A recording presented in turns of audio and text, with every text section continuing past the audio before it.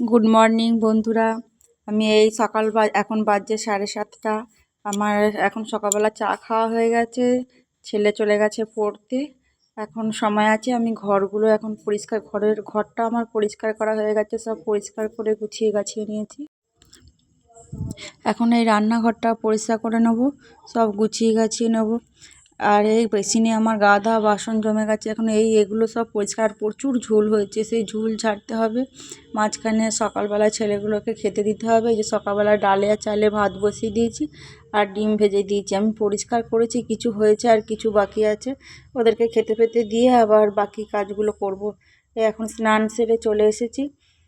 জল থেকে এত হাঁপিয়ে গেছে, একটু আগে জল খেয়ে নিই, তারপরে আবার দেখো সব পরিষ্কার করে গুছিয়ে আসবে। আমার যেহেতু সিঁড়িটা এখনও কমপ্লিট হয়নি, যার জন্য এত ধুলো জমে থাকে।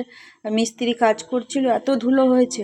ওদিকে ভাত বসিয়ে দিয়েছে আর এদিকে কুমড়ো আলু, এটা আমার গাছের পেঁপে।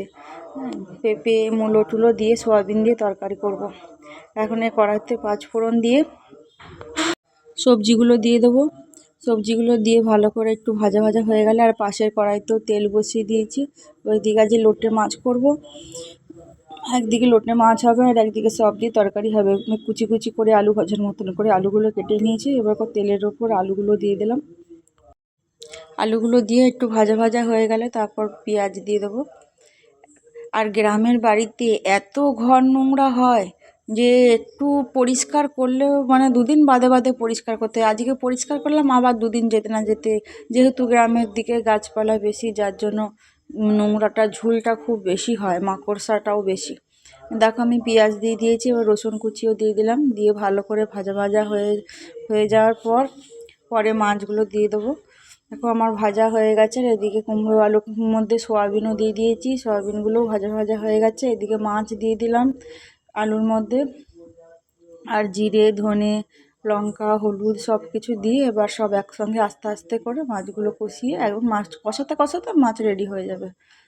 আর এদিকে এর মধ্যেও মশলা দিয়ে দেবো, জিরে ধনে আদা লঙ্কা সব কিছু দিয়ে। আদা দেওয়া হয়নি, আদা ছাড়াই করা হয়েছে তরকারি। দেখো আমার এটা ফাইনাল লুক এসছে, আমার রান্না হয়ে গেছে। সমস্ত কাজ সেরে আমার এই রান্না কমপ্লিট হলো বেলা 1টার সময়।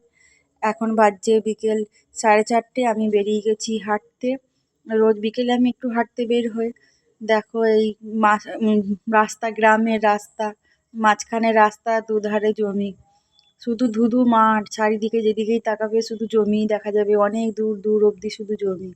আর এই দেখো এখানে একটা স্টোর, ধান আলুর স্টোর। এখানে কোনো প্রোগ্রাম হবে, জানি না কি প্রোগ্রাম হবে, এখনো বলতে পারছি না। তবে বরমশাই বলল যে এখানে আলুর ব্যবসায়ীরা সব আসবে, যত আলুর ব্যবসায়ী আছে, তার জন্য দেখো কিরকম লাইট দিয়ে সাজানো হচ্ছে, ভেতরটাও সাজানো হচ্ছে। টাটা বন্ধুরা, আজকে এই পর্যন্তই, সবাই ভালো থাকবে।